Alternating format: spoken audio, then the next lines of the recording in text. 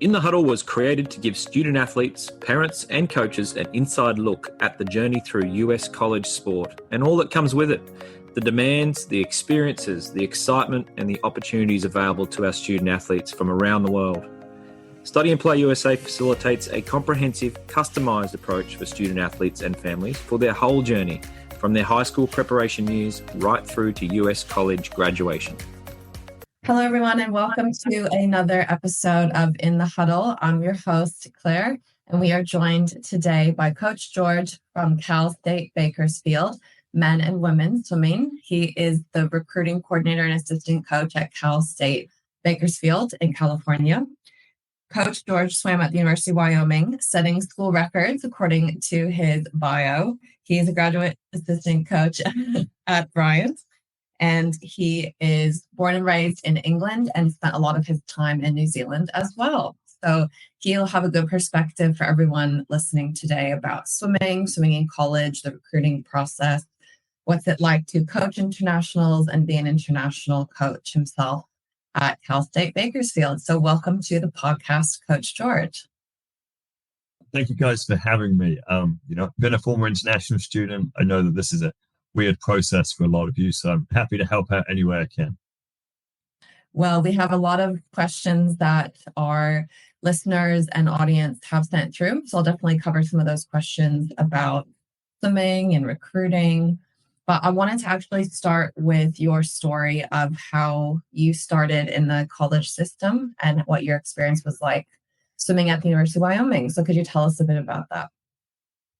Well, swimming in the US kind of got put on my radar. I was at a camp in New Zealand, where they probably do similar things in Australia, where they just get people from all over the country to train together.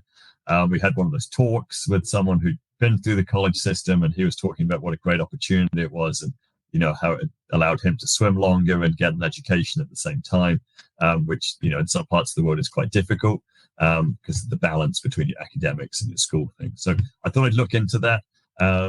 Ended up working out well. I went to the University of Wyoming, which is obviously very different to New Zealand in lots of different aspects. Had a great time there, got my education, decided that I wasn't quite done with swimming at the end of it. So I left my finance degree behind and decided to jump straight into swimming and coaching swimming for the foreseeable future. And I'm still here later, so it seemed to have worked out okay. Awesome. Well, you can still use your finance degree for all the different budgets and scholarship allocations that you need to do for your role. It comes in handy, but yes, it's a bit less boring. There's less spreadsheets. So how did you find the transition from New Zealand to Wyoming? And for those listening who have no idea where Wyoming is, can you talk a bit about what Wyoming is like? So Wyoming is the least populous state in the US. There's only one 4-year university there, the University of Wyoming. It's a very, very large open plain for the lot of it. There's a lot of really beautiful outdoor things. So if you've heard of Yellowstone, the Grand Tetons, that's in Wyoming. But there's also a lot of cows, a lot of space, and a lot of nothing. It's also colder than you can possibly imagine in the winter, and the wind is brutal. So that was a big difference coming from New Zealand, where it's obviously a bit more temperate, and having a serious winter, I had to buy a lot more clothes. That was probably the biggest change. I think the other big change is, swimming with a group of people who are all the same age as you, as opposed to club teams where, you get to the age of 18 and, half the kids on the club team are under 13. There's a bit of a gap between your maturity levels, your swimming levels, and all those kind of things. So just having that team around you with the same goal and, same practice schedule, all those things was, a really massive improvement in the quality of life and quality of training. And on that note as well, was it different and a big adjustment for you to come from swimming against everyone to then competing as a team at Wyoming with everyone, cheering everyone on, trying to score points together? Yeah, I think that's one of the biggest differences swimming wise that you get, because I know New Zealand, obviously, there isn't really a big team-based competition.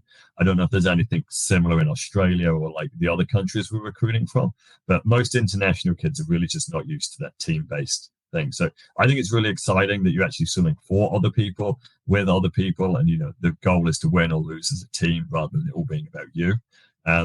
So yeah, just at practice, at meets, you go to the weight room together. You just spend your whole time doing things to be better as a team, and that camaraderie and the support you have is a massive change from what you get at home. Yeah, it's one of the things that a lot of our individual sport athletes talk about, even with tennis as well, playing against everyone and then getting to college and going, oh, you're cheering everyone on, you're trying to win points together and matches together as a team. So yeah, that's a big piece of feedback that we get from the internationals going, oh, wow, this is amazing. You get to all be together working for the same goal instead of individual goals. Yeah, so that's really fun. Yeah, and I think that's for some people that's a big change. Some people dive right in and love that team atmosphere. Some people are a little hesitant, and it does take a while to sort of get them on board with maybe they're used to being the best kid on their team, and there's a bunch of 15-year-olds and they were so much better than them, so now they're one among many. It is a little bit of a change, but most people figure it out fairly quickly. Well, that's a good segue into what I wanted to also ask was, what is something that you've noticed that international athletes tend to struggle with adjusting to collegiate swimming? Yeah, so I think the biggest thing is the team thing. Often, Australians and New Zealanders, I think, are probably a little bit more adaptive to it. Some of our Europeans maybe take slightly longer to get bought into the team thing. I don't know if that's like a product of slightly different club systems there. But they still figure it out within a month or two, but it just takes them slightly longer. But just the idea that you can be one among many, rather than, a lot of the kids who come and swim D1 were probably the best kid on their club team back home. So it's a bit of a change to come and just be, a medium-sized fish in a big pool. Obviously, some come and be the studs and the standouts, and that's great, but that definitely isn't the norm for everybody, I don't think. So for someone who gets over to college and goes, oh, I'm not as big of a deal here on this campus as I was on my club team or in my state or town, what kind of things have you noticed that they've had to do to adjust, and what kind of stuff as a coach have you had to potentially do to help them acclimate to that? It's part of being the team thing. Obviously, we have our best swimmers and we have our swimmers who aren't the best swimmers, but we do need all of you to be a team. Like, you can't have any team with one person on it, so it's not going to work. So, we do need you to be a good practice player. We do need you to go to the meets, and maybe you aren't going to win, but you do need to beat the other guy to get third instead of fourth, to get fifth instead of sixth, and every point does matter. And then, we go to our conference meet, and maybe you're not going to be a school record holder and a conference champion, but if you can get 3 B final swims and then win your B finals, then you're going to be contributing in a massive way, and that's really important. So you might be a middle of the pack guy on the team, but you're still a valuable contributor, and the team isn't going to win any meets without people who contribute at all the different levels. And I think there's still space for everybody on the team. There's a lot of different ways to contribute. You could still make the top 10 all time at your school. You could still be a school record holder. You can be a school record holder in a relay. Or you can just be a guy who showed up every day and you're part of the team and you helped everyone else win, regardless of what you've accomplished. Those people listening who don't know what a conference meet is or don't know how points are scored at college, can you really quickly talk about how? Sorry, yes. Assumptions that everyone knows everything. So our conference meet's like the major meet at the end of the season. It's like the big championship meet that you spend all year talking about and training for. There'll probably, our conference has 6 or 7 teams in on the men's team and the women's team. So the top 16 in the prelims get invited back to swim at night. So the top 8 scored the A final. So you get scored 1 through 8, and then they would score more points than the B final, which gets scored 9 through 16. So as I'm sure your coaches probably tell you, swimming in the morning is the most important, because even if you win the B final by 10 seconds, the best you'll ever get is 9. So you need to do it in the morning to get into the A final so you can get 8. Got it. So for the athletes listening to this thinking, okay, I'm an international student. I'd like to swim in college. I'd like to help score points for my team. I have no idea where to start. I have no idea if I'm fast enough. I'm not working with anyone, like no company or anything, so I don't know exactly where my level is at. What advice do you have for these international students of where they should kind of start targeting coaches to chat to and to reach out to? So the biggest resource that you have available for swimming is going to be SwimCloud. I think it costs about $30 American dollars to set up an account there. that's absolutely worth the money. And I believe, I can't see what you guys see because my account's very different. But you would have some sort of tool there where that would give you ideas of schools that could be a good fit for you. Maybe schools that could be a long shot, maybe schools that you'd be a really big catch to. So you can sort of target those and narrow it down. Maybe you look at all of those and it gives you, I don't know, 50 or 60. And you could narrow it down from there to see which ones have the major you're interested in. Maybe you want to live in a big city. Maybe you want to live somewhere warm. So you can kind of narrow it down from there. Maybe you end up with a list of 20 or 30. And then you can email them directly through SwimCloud and, start the conversation that way. And I get emails all the time through SwimCloud of people who are interested in us. Some will be a great fit. Some will be a bit of a reach. But you've got to start somewhere, and the more places you reach out to, the easier it's going to be to give yourself more options down the road, which is probably the biggest priority at the start of this. SwimCloud is your resource. Yeah, I love SwimCloud. I think it's a great website, and it's also cool to see who's committing to which schools. I think that also gives athletes a bit of a sense of what their level is, because we have athletes that use SwimCloud and they speak to me before they've looked at SwimCloud and go, I'd like to target this, this, and this school. And then they look at SwimCloud and go, oh, okay, those schools are recruiting kids that are substantially faster than me. So it's kind of good as well in that regard. But something I also wanted to point out, which our company uses, or any of the athletes that are working with us, is very, very similar to SwimCloud, where you can filter by state, you can filter by your major, you can filter by size of the student population, filter by conference, filter by cost. Like there's a bunch of different things that our athletes can use as well to start. I think the biggest thing that our athletes that work with us want to know is, does this school have my major, if they really know what they want to study? And then everything else kind of goes from there. But yes, everyone listening who's not working with us, who doesn't have access to that software, SwimCloud has some of those features as well. So that would be good for any swimmer listening to have a go on SwimCloud and making sure that the meets are all up to date and all your data is up to date, your graduation class is up to date. If you have video footage, that's up to date. So with video footage as a coach, when you're receiving a recruitment video, what kind of stuff do you want to see in a swimming recruitment video? So we aren't really huge on recruiting by video. We do typically, swimming's just a time-based sport. So if you can swim the time, you can swim the time.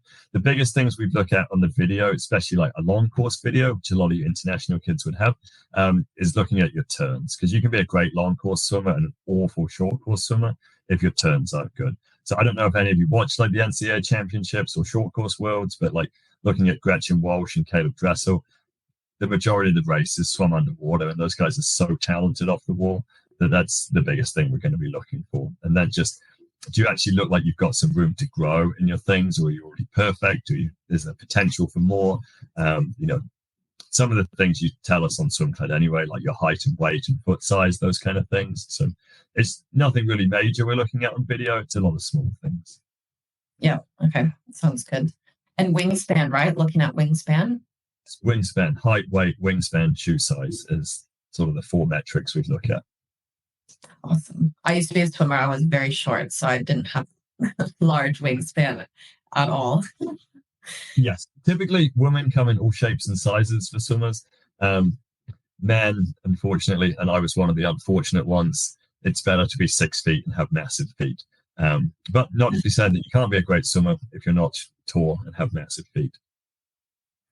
Yeah, fair enough.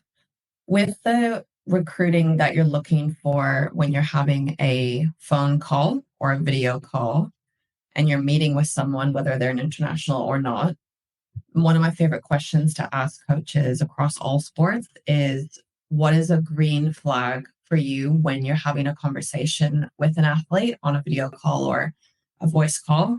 And what's a red flag that you experience with recruiting athletes, whether that's email or phone or video or in person? What's a red flag? I think a red flag, and obviously it's very difficult on the phone, is just seeming like you're interested and you're happy and you have questions and you're actually acting like this is a major decision you're making in your life, and so you're trying to make the best of it. And we have recruited people who haven't sounded that excited on the phone, and it's turned out fine, because I know not everyone has the personality like to be that, but you can still be a great teammate, student, and athlete. But it does make us more excited about you if you seem excited on the phone. Yes, everyone watching, everyone listening to this, make sure you are engaged and ready to talk to a coach. I know that sounds obvious, but yes, definitely make sure you are engaged. You've done your homework. You've looked up information about the school. You have questions ready. You're ready to go to talk to the coach. And what's a green flag that you've seen? Maybe you had a call with someone and you're like, wow, that was really great call. The biggest green flag is sort of like, maybe you've looked it up and you talk about one of our best swimmers and you say, like, this kid's done really well lately. What have you done with him? Or that was really exciting when he broke the record or did the thing. So just you guys knowing that, or like, you saw that our dorms are new, or you saw that there was something on campus. What if you learn one little fact that you can just throw out there? It makes it look like you know what you're talking about, and you might have learned that 10 seconds previously, which is totally fine. But it makes it sound to me like you're interested, you're excited, you've done some research, so it's you're all there. Yeah, that's good, because a lot of the universities are exciting, and I think anyone who's listening to this that is a swimmer and wants to research universities should research more than what they have just heard about, like the big name ones. That's something that we talk about a lot on the podcast, is making sure that athletes are looking at all kinds of different schools, all kinds of different information online, and not over researching or researching the wrong school, because that's happened as well for internationals. They get the names of the schools mixed up. And that's a huge red flag. I know that obviously we're called CSUB, and there's also UCSB, UCSD, CBU. And so I understand how it's very confusing, but that's an easy one to get right. And it does make you sound really stupid if you get it wrong. There are some of those, though, that are interesting when it's like one word is different in the different order, like Pacific University or University of the Pacific, different divisions, different locations, different schools. So I kind of get when the word is flip-flopped, like Pacific or University of the Pacific. But what you were saying about... Very easy mistake to make, especially in this area of California, where there's all the California State University of, or University of California, and they're all the same name, and they've really only got one word in a different spot. So, but yeah, it's an easy one to get right as well as an easy one to get wrong. So I would make sure you've done a little bit of homework, that you know who you're talking to. For sure, because I was going to say UCSD and UCSB is very different to CSUB, and I think yes, well, they're three different schools, and they've all got different strengths and weaknesses, and they're all in completely different places in California. So yeah. What would you say to someone who's an international who says, I don't want to go to a school in the middle of nowhere. I only want to go to a school in California or Florida, because as you can expect, we get a lot of swimmers who want warm climate universities to go to. And it's a good question, and I can understand why you might be turned off. Obviously, I went to Wyoming, and I didn't really know what I was getting myself into. But it's a lot more than obviously the climate. You kind of have to look at the things that are actually going to make you happy and are actually going to change your quality of life. So obviously a big one's going to be the cost. Going to school in San Diego. San Diego is one of the most attractive places to live in the world. They've got great facilities. They've got great academics.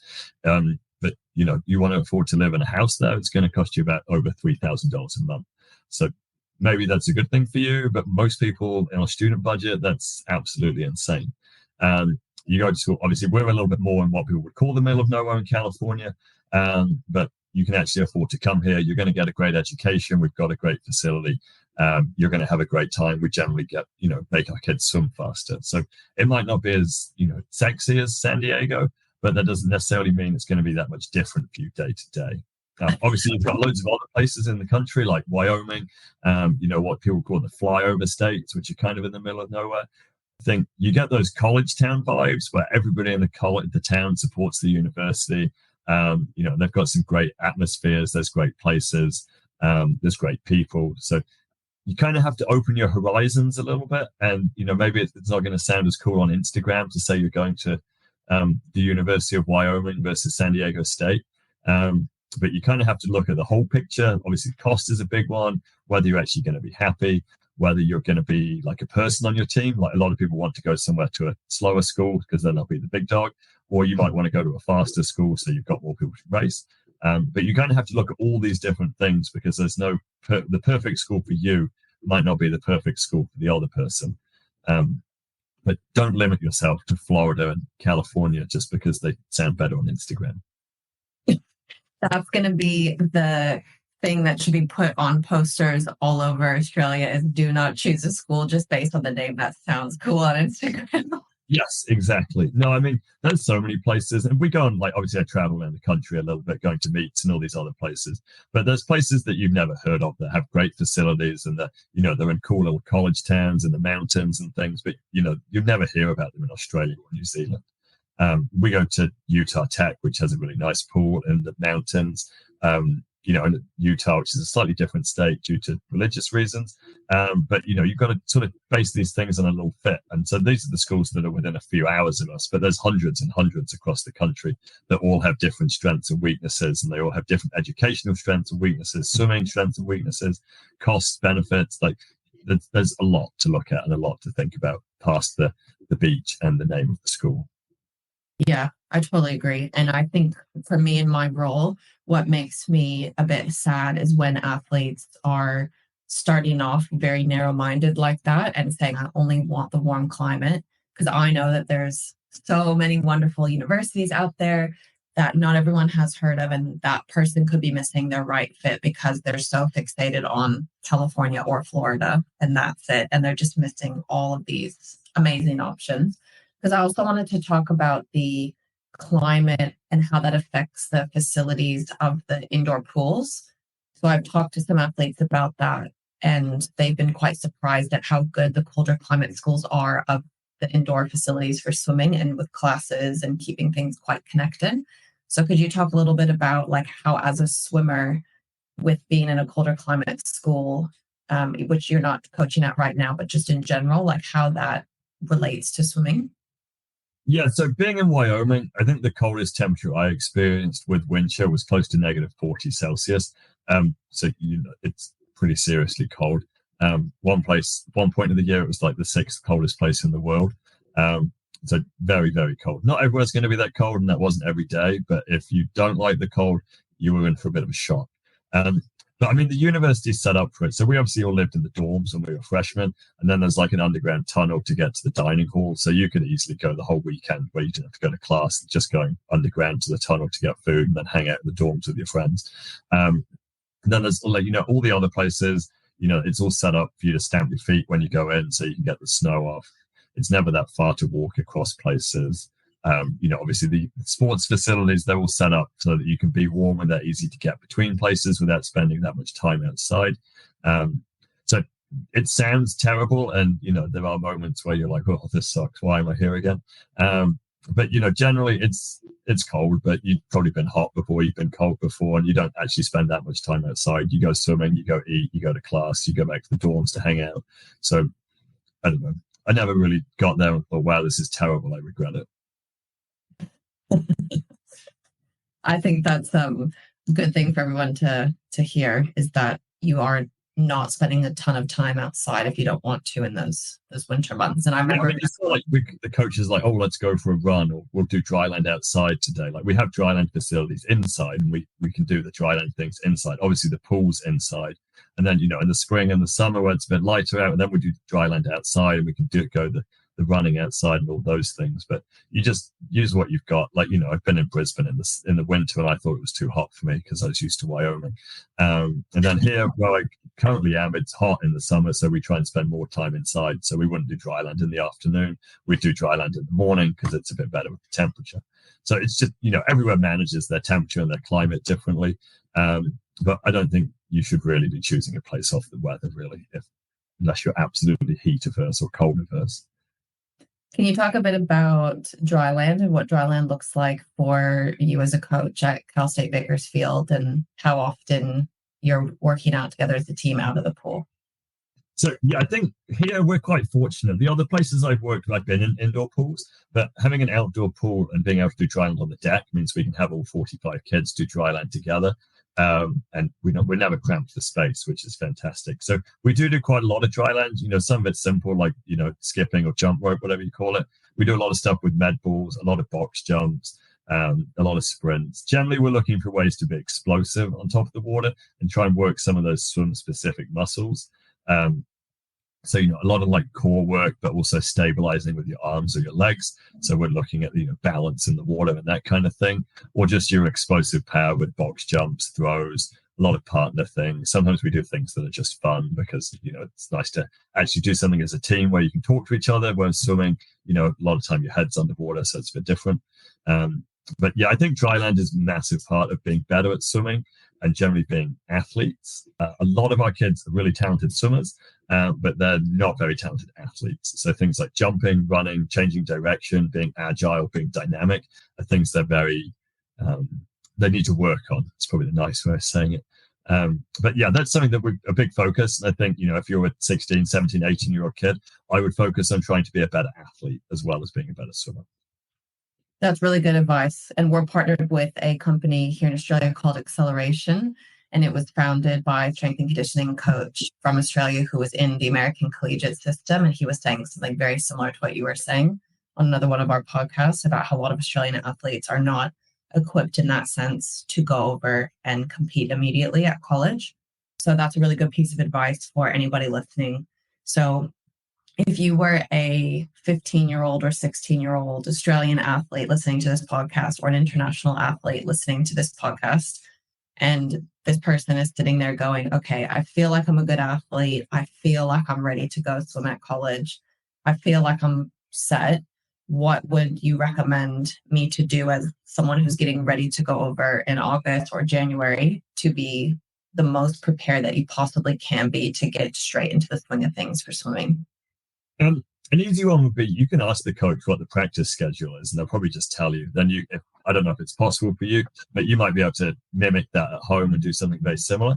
That would be a good one. Then you can just ask them what they do for dryland, what they do for swimming. If it's a team that runs a lot, I'd suggest, build up slowly so you don't hurt your knees and your ankles, be able to run when you get there. If they're a team that does massive yards every day, then, practice doing massive yards every day so you're ready to do that too. But yeah, just ask them and they'll probably tell you. Like we normally tell our kids that we're going to run a bit at the start of the year. So, don't come in if you haven't run in the last 6 months because you're probably going to have issues.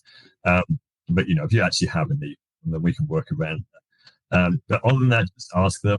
Also start working on your turns and underwaters. Being able to hold your breath is going to make your life a lot easier because coaches will expect you just to be able to hold your breath a little bit off the wall, which is a work in progress for a lot of kids. But, the sooner you start those things, the easier it is to get to like the elite level faster. Awesome. Great advice. And for the athletes who are getting ready to come over in August or January, and they're thinking about ways that they should be mentally prepared, do you have mental tips for them about, hey, this is your mindset that you should have going into being a brand new collegiate athlete? I think the biggest one is to be very open-minded and willing to go with the flow. I think the biggest thing being a college athlete or working in college athletics is just being adaptable because things change so quickly. We have issues with the pool. We have an outdoor pool, so there's a thunderstorm, so practice is cancelled. It's not going to change because you don't like it. It's just going to be the way it is. So be ready to come up with another option. As an athlete, just be ready to go with the flow. Practice is cancelled. We're doing dryland in the gym instead. Just be ready to go with it. Things are going to be different. You'll have to figure out how to do different things, do things in different ways. And, no one's trying to be out to get you or just to push you away. But if the team's been doing something for the last 10 years and it's worked, then maybe you're just going to need to slide into the system and maybe it's going to be a new thing for you, but you need to try it before you bash it down and say it's never going to work for you. Like that. Really, really like that piece of advice. What would you say to this statement? Because this is a statement I heard from another coach and I agree with it. And I would be curious to hear your thoughts. One of the coaches that I was speaking to in another sport actually said, today's generation has changed a bit because if something's not quite going their way at the first hurdle, they will give up and not open up a conversation with their coach and then look to transfer. And he said a lot of millennial kids or Gen Z kids are not able to have the hard conversations with the coaches and say, hey, coach, I'm struggling. Can I talk to you about this? And they just immediately want to enter the transfer portal. Do you have any thoughts on that? So I don't think it's something that we've personally dealt with a lot, is people maybe willing to talk, but I do think that, the younger age group is maybe slightly less resilient in those things. And I think maybe it's partly like you'd rather order online than call over the phone, is that it's a lot easier to do things on a screen, because that's what, we grew up with a lot, was doing things on a screen. I was maybe one of the the youngest people to not have technology so much growing up, like Facebook and Instagram and Snapchat. So the kids slightly younger than me, and, the ones 10, 15 years younger than me in high school now, like your whole lives have been on iPads and iPhones and things. So it's a lot easier to,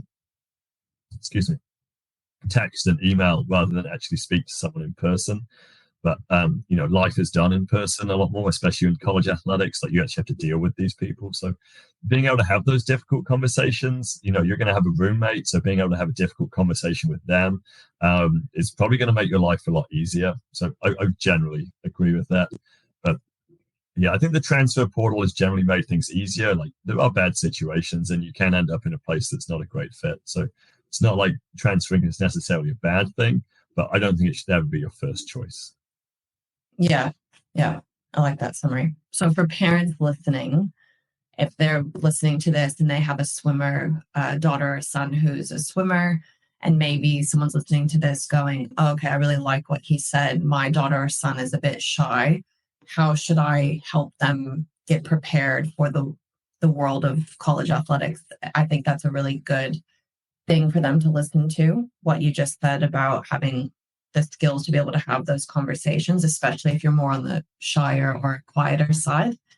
Because I think that can go a long way. I guess it's just practice. I've never really thought about how to work on it, but try and do things over the phone rather than doing it like online ordering, or I remember like not wanting to call the doctor's office to set an appointment or something like that.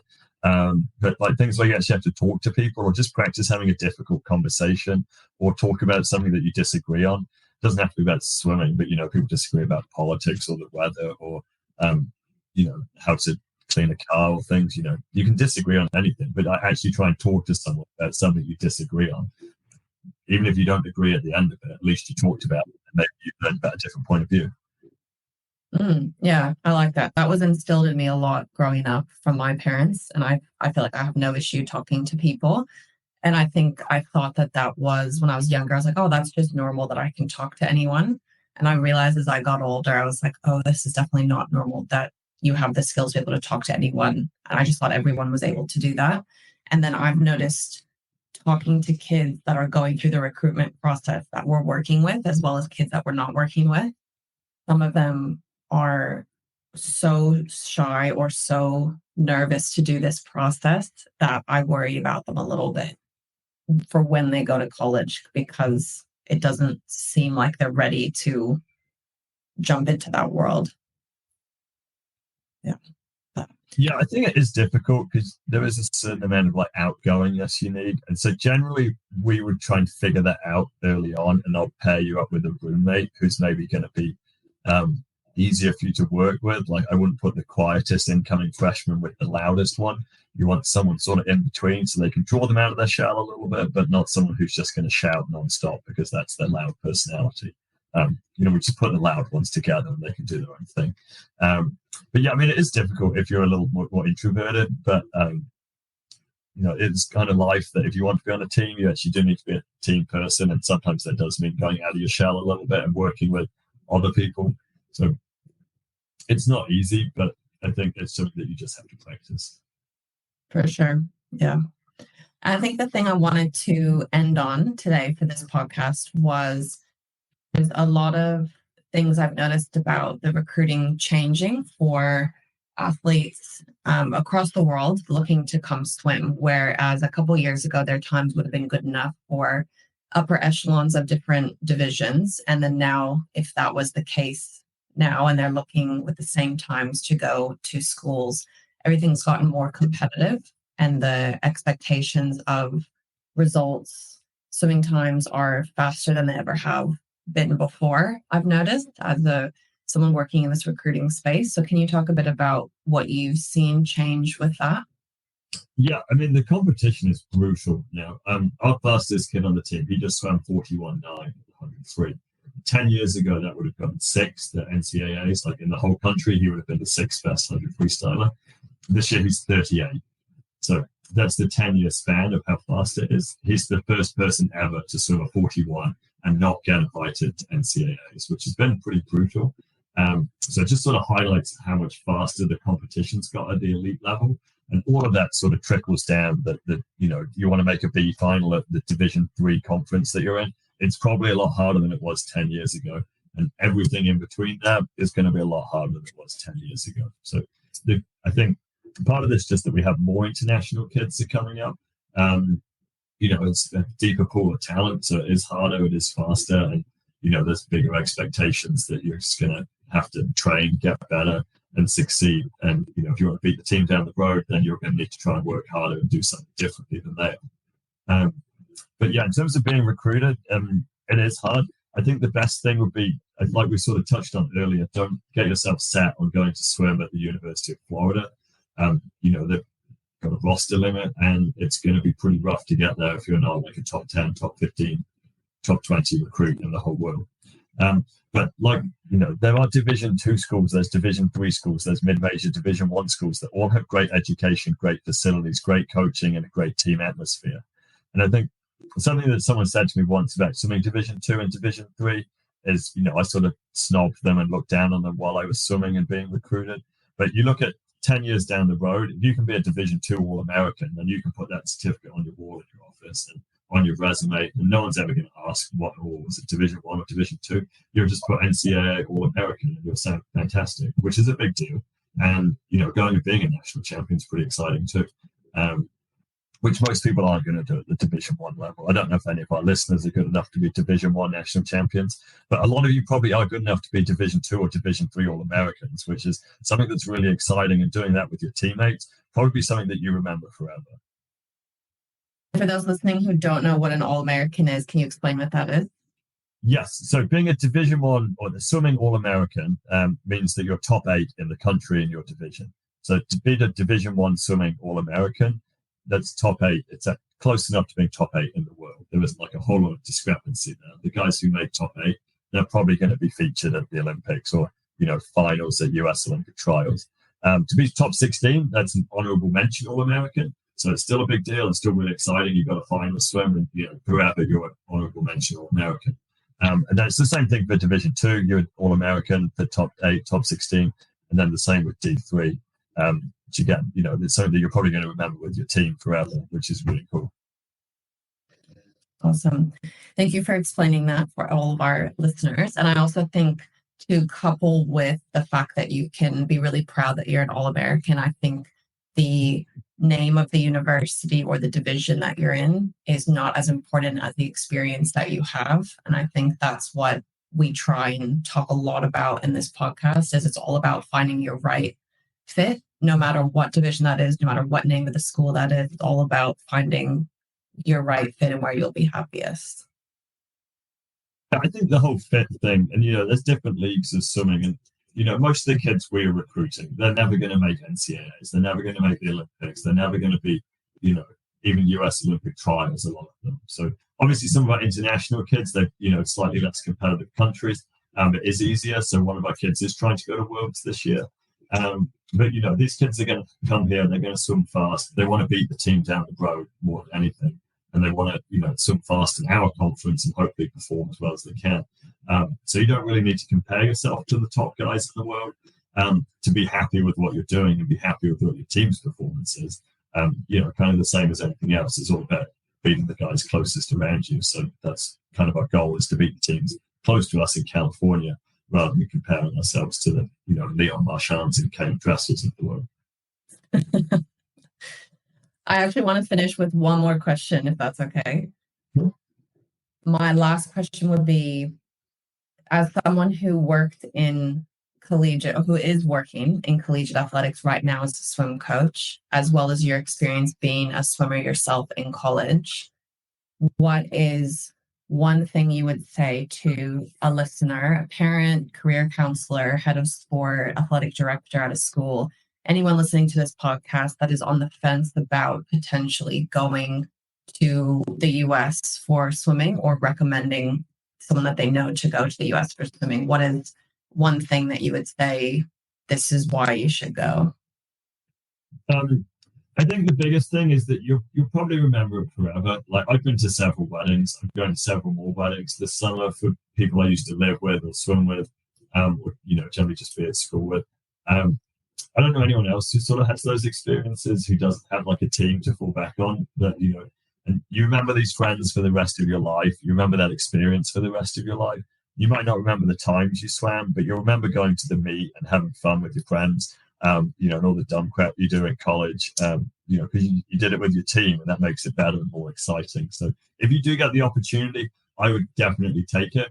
The worst case scenario is that you don't like it and you can go home. But I probably know one person out of hundreds who decided that they didn't like it. So it is worth it. It is hard, but you'll have fun and you'll enjoy it. Thank you very much for your words of wisdom, Coach George. Thanks for taking time out of your busy schedule. I know that there's a lot happening in the world of a college coach. We very much appreciate it. And all of our swimmers out there listening, parents, career counselors, heads of sport, people in other countries, I really hope that you've learned some good insight today from Coach George and learned about swimming and how it all works at college. And we'd also love to hear from you if you'd like to hear more specific episodes, or if you'd like to hear different content. Please send us a message on Instagram and we will gather up some more guests for you to listen to for In the Huddle. And yeah, thanks again, Coach George, for your time today. No problem. Thank you guys for listening.